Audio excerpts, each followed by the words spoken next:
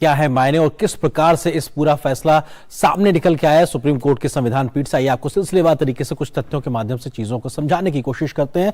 Supreme court ने EWS के 10% आरक्षण को बरकरार रखा है, यह अपने आप में एक बड़ी खबर है। और सुप्रीम कोर्ट ने 5 जजों के संविधान बेंच ने यह फैसला सुनाया है, जिसके आधार पर यह फैसला निकल के आया, जिनमें से 3 जजों ने ईडब्ल्यूएस के आरक्षण के पक्ष में फैसला दिया, यानी कि 3-2 से ये जो है फैसला इस पक्ष में आया है। 2 जजों ने ईडब्ल्यूएस के आरक्षण के खिलाफ सुनाया है फैसला, यानी 3 जज सहमति में है, 2 असहमति में, और 3-2 के आधार पर 5 जजों की संवैधानिक बेंच का यह फैसला संवैधानिक बेंच के माध्यम से बाहर आया है। और ये एक तरीके से संवैधानिक बेंच ने बहुमत के साथ में आरक्षण के हक में फैसला दिया है। और ये अपने आप में एक बड़े आर्थिक एक तरीके से जो एक पूरा फैसला है उसको एक बड़ा एक बदलाव के तौर पर देखा जा रहा है। कोर्ट ने इस बात का जिक्र किया है कि 2019 के संविधान में 103वां जो संवैधानिक संशोधन किया गया था उसको वैध करार दिया, यानी कि उसको सही माना है बहुमत के आधार पर। यह अपने आप में एक बड़ा फैसले की बात एक तरीके से नजीर रखता हुआ दिखाई पड़ता है। इसके साथ साथ अगर बात की जाए तो संवैधानिक पीठ ने माना है कि ईडब्ल्यूएस कोटे से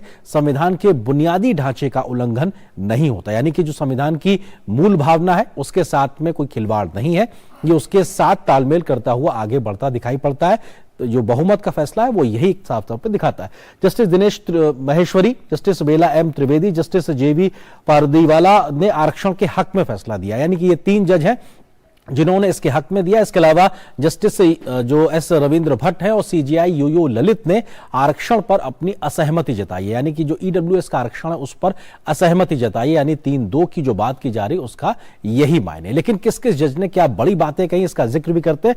जस्टिस माहेश्वरी ने कहा है कि ये आरक्षण संविधान के खिलाफ नहीं है, समानता संहिता का उल्लंघन नहीं करता है, तो ये एक बड़ी बात जस्टिस माहेश्वरी ने की है। जस्टिस बेला त्रिवेदी ने क्या कहा, उन्होंने कहा है कि ईडब्ल्यूएस आरक्षण को उन्होंने सही माना है, संविधान से छेड़छाड़ उन्होंने इसको नहीं माना, यानी कि संविधान की मूल भावना के तहत ही उन्होंने इसको माना। जस्टिस त्रिवेदी क्या कहते हैं, उन्होंने अपनी तमाम बातों के बीच में इस बात को साफ तौर पर इंगित किया कि ये फैसला या ये जो व्यवस्था ये भेदभावपूर्ण नहीं है, ईडब्ल्यूएस की तरक्की के लिए सही पहल या सकारात्मक पहल के रूप में माना है, और कहा है कि असमानता हटाना जरूरी है, उसके लिए इस प्रकार की पहल करनी होगी। लेकिन जो खिलाफत में एक फैसला आया जस्टिस भट्ट का, वो क्या कहते हैं, उनका तर्क क्या, उन्होंने कहा कि सामाजिक न्याय से छेड़छाड़ गलत है। उन्होंने इसको एक तरीके से सामाजिक न्याय की जो पूरी परिभाषा उसके साथ छेड़छाड़ माना है और संविधान की मूल भावना के विपरीत भी माना है, और कहा कि अगर आरक्षण की लिमिट पार कर जाएगा इस प्रकार का जो फैसला अगर लिया जाएगा तो ये गलत है। तो इस बात का जिक्र किया गया। लेकिन सरकार लगातार इस पूरे फैसले के साथ में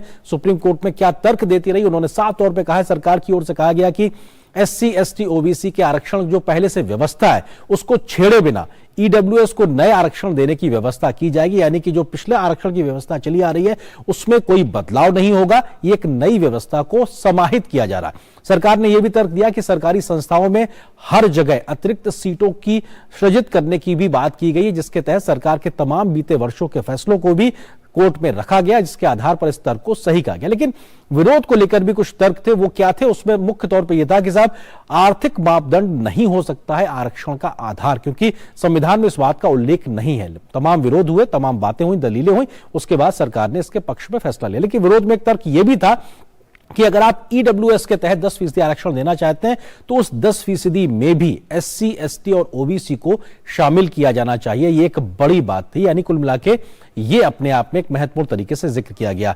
तो सीधी तौर पर अगर बात की जाए तो 10% ईडब्ल्यूएस को आरक्षण का जिक्र किया गया। सुप्रीम कोर्ट ने 5-3 के जो 5 जजों की संविधान बेंच थी उसमें से 3-2 के आधार पर बहुमत के आधार पर फैसला दिया है, और उस फैसले के आधार पर यह माना जा रहा है कि ये 2019 का 103वां संविधान संशोधन जो था उसका एक बड़ा फैसला, उस पर सहमति कहीं ना कहीं सुप्रीम कोर्ट की मोहर लगी है। किस तरह से ये अपने आप में एक नई परिपाटी बनता दिखाई पड़ेगा, और इस परिपाटी के आधार पर जो सरकार न्यायिक व्यवस्था का जिक्र कर रही थी वो कैसे आगे बढ़ेगा, इस पर बात करने के लिए हमारे सहयोगी संवाददाता विकास सारथी इस वक्त हमारे साथ में मौजूद है। इसके अलावा सुप्रीम कोर्ट के वकील संजय चड्डा भी हमारे साथ में मौजूद है। आप दोनों का स्वागत है। बड़ा सवाल यही कि 2019 में इस फैसले के बाद से सुप्रीम कोर्ट में इस पर लगातार बहस हुई और उसको लेकर तमाम प्रकार के तर्क भी दिए गए, लेकिन अंततोगत्वा अगर देखा जाए तो सरकार को उस फैसले पे मोहर लगी है। कितना बड़ा है ये फैसला, और कानून संबद्ध तरीके से अगर इसको एक आम व्यक्ति की भाषा में समझने की कोशिश करें तो कैसे आप इसको परिभाषित करेंगे? देखिए, पहला सवाल कि कितना बड़ा है आयरेंद्र, ये अपने आप में एक इसका प्रभाव भारत की एक बहुत बड़ी संख्या में, बहुत बड़ी आबादी पर है। सबसे बड़ी बात तो ये एक बहुत प्रभाव वाला जजमेंट है। नंबर एक बात। नंबर दूसरी जो बात आपने बात कही कि किस प्रकार से, देखिए किन ग्राउंड्स पे इसको चैलेंज किया जा रहा था। मुझे याद है 2019 जनवरी में 130वां जो कॉन्स्टिट्यूशनल अमेंडमेंट है उसके जरिए जो आर्थिक आधार पर कॉन्स्टिट्यूशन में ये चीज ऐड करी गई। इससे पहले इसका नहीं था वर्णन कि जो आर्थिक आधार पर वीकर सेक्शन है उनको रिजर्वेशन मिलना चाहिए। उसकी एक सीमा भी बनाई गई, जैसे कि 8 लाख रुपए से नीचे होना चाहिए, कितनी जमीन होने चाहिए, वो सीमा है, वो अलग है, वो आज का पक्ष नहीं है।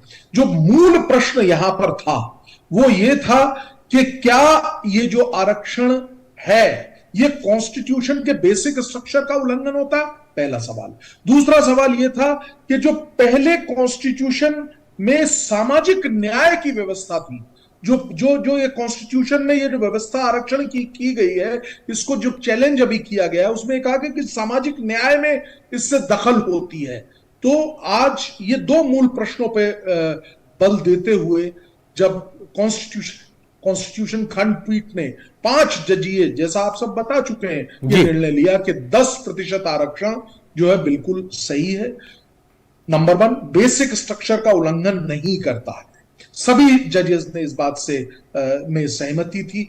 लेकिन सामाजिक न्याय की जो प्रणाली है जो कॉन्स्टिट्यूशन में दी गई है उससे छेड़छाड़ करता है, ऐसा 2 जजेस ने कहा।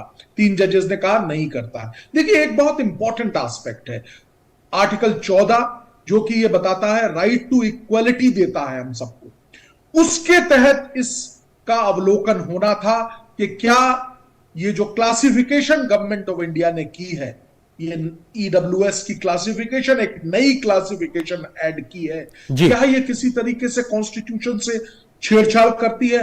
क्या ये क्लासिफिकेशन इंटेलिजिबल डिफरेंशिया के बेस पे बनी है? इसके ऊपर जो रीजनिंग है वो सही है? जो कॉन्स्टिट्यूशन बेंच ने, सुप्रीम कोर्ट ने जी मोहर लगा दी और कहा कि जी हां, ये जो है सही नीति के आधार पर बना है और कॉन्स्टिट्यूशन की जो स्पिरिट है उसके समकक्ष है, उससे विरोधाभास नहीं है अपने आप। विकास, एक महत्वपूर्ण चीज, क्योंकि आपने जिस बात को विस्तार से समझाया कि 5 जजेस ने क्या क्या मुख्य बातें कही, हालांकि डिटेल जो जजमेंट होगा उसको और बारीकी से अध्ययन करने की जरूरत होगी, लेकिन क्या मोटे तौर पर जो आर्थिक आधार पर आरक्षण देने की बात है, क्या 5 जजेस उस पर अपनी एक सहमति जताते हैं? बाकी कुछ मामलों पर तकनीकी रूप से असहमति भले ही 2 जजेस की, लेकिन क्या इस आधार के कि आर्थिक आधार एक तरीका बने लोगों को समानता के तहत मौके उपलब्ध कराने के लिए, उस पर सहमति है क्या?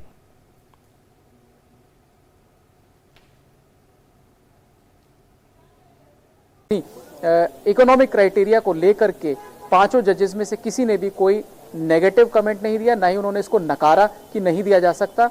एक जिसको हम कह सकते हैं एक रिजर्वेशन, एक आपत्ति है जस्टिस रविंद्र भट्ट की तरफ से, जिसके बारे में मैंने अभी कहा कि वो ये चाहते हैं कि इसमें किसी भी तरह का कोई एक्सक्लूजन ना हो किसी भी वर्ग के लिए। जी संजय जी, एक पूरी क्योंकि कानूनी और पेचीदा मामला, इसको एक आम भाषा में अगर समझने की कोशिश करें तो आप इसको जरा इस तरीके से भी समझाइए कि केंद्र सरकार एक फैसला लेती है कि समाज के हर एक व्यक्ति जिसको आज बराबर के मौके नहीं मिल पा रहे किन्हीं वजहों से, उसके लिए वो एक संविधान संशोधन लेकर आती है।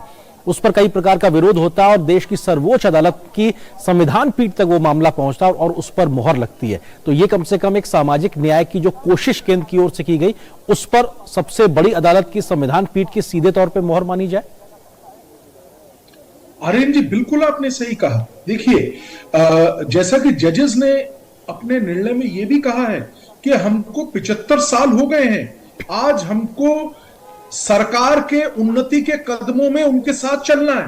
जस्ट ये भी है एक, आप देखेंगे, और उसमें ये एक कदम है, ये एक डायमेंशन है, और अगर ये डायमेंशन है तो हम इसके साथ हैं, पहली बात। जी दूसरी बात, जस्टिस त्रिवेदी जी, मेरा ख्याल है उन्होंने ये भी कहा कि आज 75 साल के बाद हमको रीलुक भी करना है। रिविजिट भी करना है, पुनः एक बार सोचना है कि आरक्षण की पॉलिसी का क्या होना चाहिए जी, और उस आधार पर कई प्रकार से प्रोग्रेसिव तरीके से हमको फैसला लेना पड़ेगा। बहुत शुक्रिया, फिलहाल वक्त इतना ही। संजय जी, आपका हमारे साथ जुड़ने के लिए, विकास आपका हमारे साथ जुड़ने के लिए